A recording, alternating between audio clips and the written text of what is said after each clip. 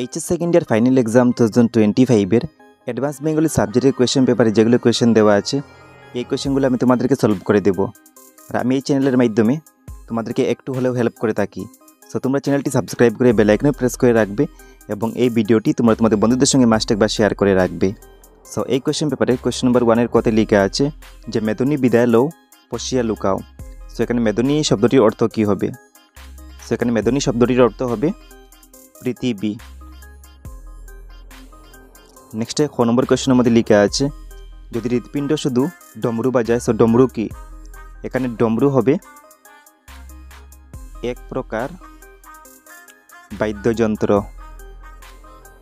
এটি হবে right answer.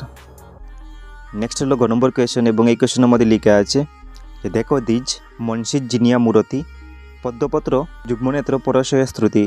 সেখানে মনসিদ শব্দটির অর্থ কী হবে? সো এখানে এটির অর্থ হবে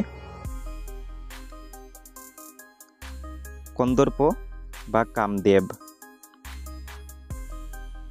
মানে মনসিদ শব্দটির অর্থ হবে কন্দর্প বা কামদেব। নেক্সট গ নম্বর কোয়েশ্চেনের মধ্যে লেখা আছে যে কপোতাক্ষ নদীর জলে কবির কিসের তৃষ্ণা মিটে? সেখানে আনসারটি হবে এখানে কবির স্নেহের তৃষ্ণা মেটে, এটি হবে রাইট আনসার। নেক্সট হলো নম্বর কোয়েশ্চেন এবং এই কোয়েশ্চেনের মধ্যে লেখা আছে যে মুরমন পুরে যেন ড্যাশ পনি, সেখানে ড্যাশের মধ্যে বসবে কুম্বারের। নেক্সট হলো 4 নম্বর কোয়েশ্চেন এবং এই কোয়েশ্চেনের মধ্যে লেখা আছে যে বঙ্কিমচন্দ্রের মতে কোন প্রকার পীড়নে নিষ্কৃতি নেই? সেখানে বঙ্কিমচন্দ্রের মতে ধর্মের ও স্নেহের পীড়নে কোনো নিষ্কৃতি নেই, এটি হবে রাইট আনসার। নেক্সট 6 নম্বর কোয়েশ্চেনের মধ্যে লেখা আছে যে 15 আনা প্রবন্ধটি কোন কাব্যগ্রন্থের অন্তর্গত? সো 15 আনা প্রবন্ধটি বিচিত্র কাব্যগ্রন্থের অন্তর্গত। নেক্সট 11 নম্বর কোয়েশ্চেনের মধ্যে লেখা আছে যে পৃথিবীর শিল্পী মাত্রই এই শিল্পের খেলা খেলে থাকেন। সেখানে কোন শিল্পের খেলার কথা বলা হয়েছে? সেখানে খেলাটির নাম হবে, মানে শিল্পের খেলাটির নাম হবে পুতুল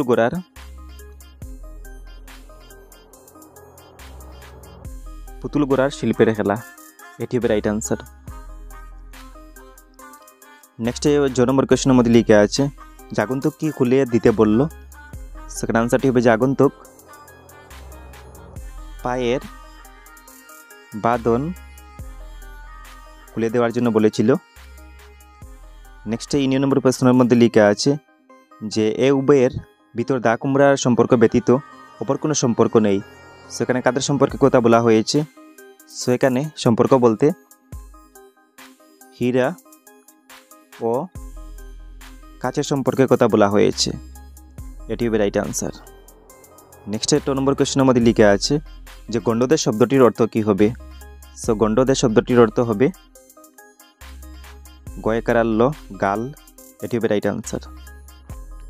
নেক্সট 2 নম্বর কোয়েশ্চেনের মধ্যে লেখা আছে যে তিনি দলিতা ভুজঙ্গিনীর মতো স্বামীর মুখের পানে একটিবার চাইয়া চোখ ফিরাইয়া লইয়া কহিলেন আরে কানে তুই আসিস নে যা। সেখানে দলিতা ভুজঙ্গিনীর স্বামীর নাম কি হবে?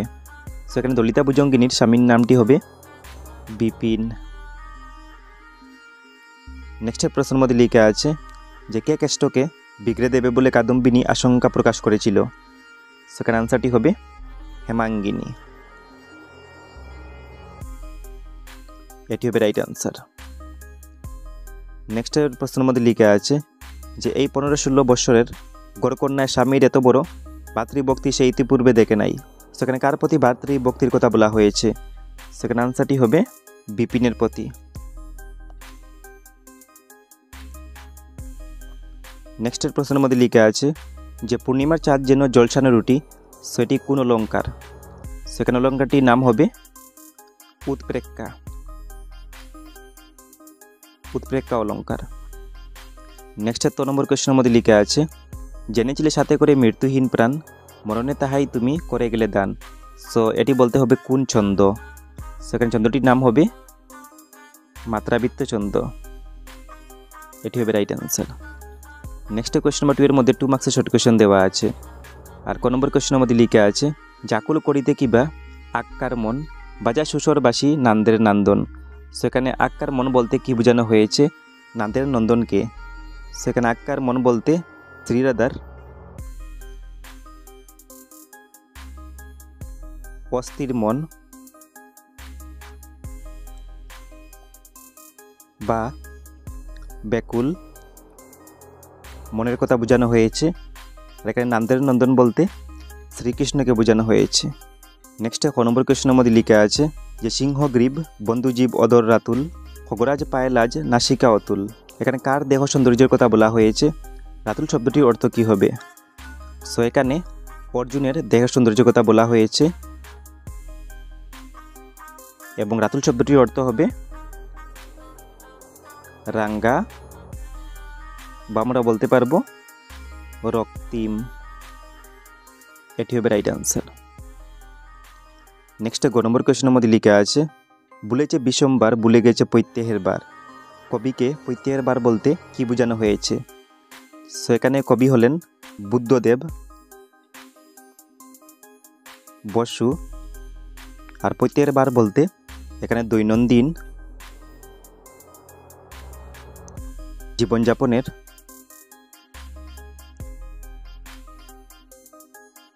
জীবনযাপনের বোঝার কথা বলা হয়েছে। নেক্সট 2 নম্বর কোয়েশ্চেনের মধ্যে লেখা আছে যে লোকের বিশ্বাস আছে। সো লোকের কি বিশ্বাস আছে বলে প্রাবন্ধিক মনে করেন? সানসাটি হবে প্রাবন্ধিক মনে করেন যে কেবল শত্রু অথবা স্নেহ দয়া দাক্ষিণাপূর্ণ ব্যক্তি আমাদের উপর অত্যাচার করে থাকে। নেক্সট 9 নম্বর প্রশ্নের মধ্যে লেখা আছে যে লেখক ও সাধারণ মানুষের মধ্যে পার্থক্যটি কী হবে? সেখানে আনসারটি হবে লেখক ও সাধারণ মানুষের মধ্যে পার্থক্যটি হলো সাধারণ মানুষ বাস্তবতাকে যেমন দেখেন তেমনই গ্রহণ করেন, কিন্তু লেখক কল্পনা, অনুভূতি ও বিশ্লেষণাত্মক শক্তির মাধ্যমে সেই বাস্তবতার নতুন ব্যাখ্যা খুঁজে পান। নেক্সট 4 নম্বর কোয়েশ্চেনের মধ্যে লেখা আছে এই যে জীবিতে জীবিতে লড়াই ইহা সমকক্ষের লড়াই, কিন্তু মৃতের সঙ্গে জীবিতের লড়াই বড় কঠিন। সেখানে জীবিতের সঙ্গে মৃতের লড়াই কীরকম কঠিন তোমাদেরকে বলতে হবে। সেখানে আনসারটি হবে যে জীবিতের সঙ্গে মৃতের লড়াই কঠিন হওয়ার কারণটি হলো মৃত মানে অতীতের মূল্যবোধ যা সময়ের সঙ্গে সঙ্গে বিলীন হয়ে যায়, কিন্তু কিছু মানুষ তা আঁকড়ে ধরে রাখে। বর্তমান বাস্তবতা ও পরিবর্তিত সমাজ পুরনো আদর্শের সঙ্গে মানিয়ে নেয় না, ফলে এই লড়াই কঠিন হয়ে ওঠে। নেক্সট 6 নম্বর কোয়েশ্চেনের মধ্যে লেখা আছে একে ধরবার জন্য চারিদিকে ফটো পাঠিয়ে হুলিয়া বার করা হয়েছে। সেখানে বক্তাকে আর হুলিয়া শব্দটির অর্থ কী হবে?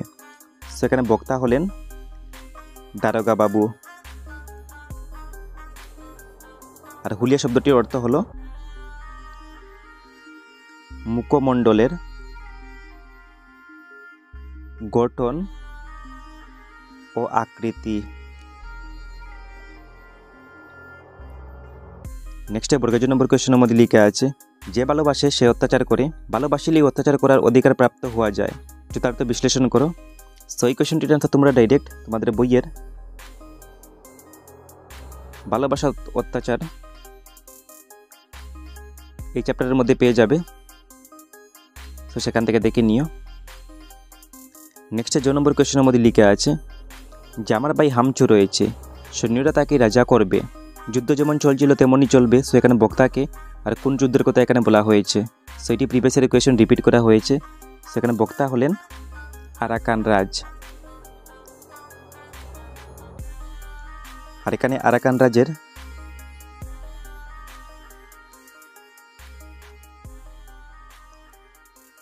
যুদ্ধের কথা বলা হয়েছে।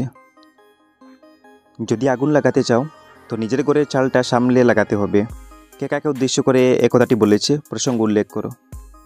সেখানে আনসারটি হবে যেখানে ধুরন্ধর রাজধরকে উদ্দেশ্য করে এ কথাটি বলেছে।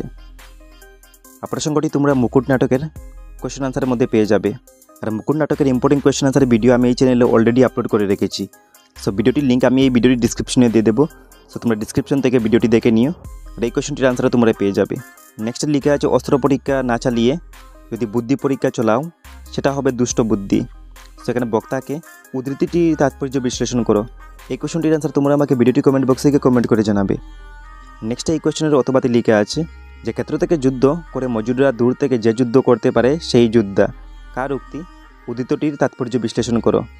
সেখানে উক্তিটি হবে রাজদরের। আর তাৎপর্য বিশ্লেষণটি তোমরা এই ভিডিওর মধ্যে পেয়ে যাবে, মানে মুকুট নাটকের ভিডিওর মধ্যে পেয়ে যাবে। নেক্সট 2 নম্বর কোয়েশ্চেনের মধ্যে লেখা আছে যে আড়াল হইতে জবাব আসিল আমি, সেখানে আমিটিকে আর বিষয়টি বিস্তারিত লেখো। সেখানে আমিটি হবে কেষ্ট, আর বিষয়টি বিস্তারিত তোমরা মেজদিদি উপন্যাসের মধ্যে পেয়ে যাবে। এই কোয়েশ্চনটির অতবাদে লেখা আছে যে আমার 2টি সন্তান ছিল, কাল থেকে 3টি হয়েছে, কার উক্তি, কোন প্রসঙ্গে একথা বলা হয়েছে?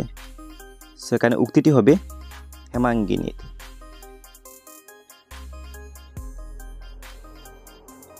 বাকি তোমরা প্রসঙ্গটি মেজদিদি উপন্যাসের মধ্যে পেয়ে যাবে। নেক্সট 2 নম্বর কোয়েশ্চনের মধ্যে লেখা আছে চক্রবর্তী চন্দ্রের অন্য নামটি উল্লেখ করে একটি উদাহরণ দাও। চক্রবর্তী চন্দ্রের অন্য নামটি হবে তান প্রধান চন্দ্র, বা আমরা বলতে পারবো মিশ্র কলাবৃত্ত চন্দ্র। এটি হবে রাইট আনসার। আর এটির একটি উদাহরণ আমরা লিখতে পারবো যে পড়েছে তোমার পরে প্রদীপ্ত বাসনা। এই টাইপের একটি এক্সাম্পল লিখলেই হবে। এবং এই কোয়েশ্চনটি ওটার মধ্যে লেখা আছে অলঙ্কার কাকে বলে, অলঙ্কার কত প্রকার ও কী কী। এই কোয়েশ্চনটির আনসার দেখার আগে তোমরা বাকি যে লং কোয়েশ্চনগুলো দেওয়া আছে এই কোয়েশ্চনগুলো ভালো করে দেখে নাও, তারপর আমি তোমাদেরকে এই কোয়েশ্চনটির আনসার বলে দিচ্ছি। তো বাকি 4 মার্কসের লং কোয়েশ্চন দেওয়া আছে।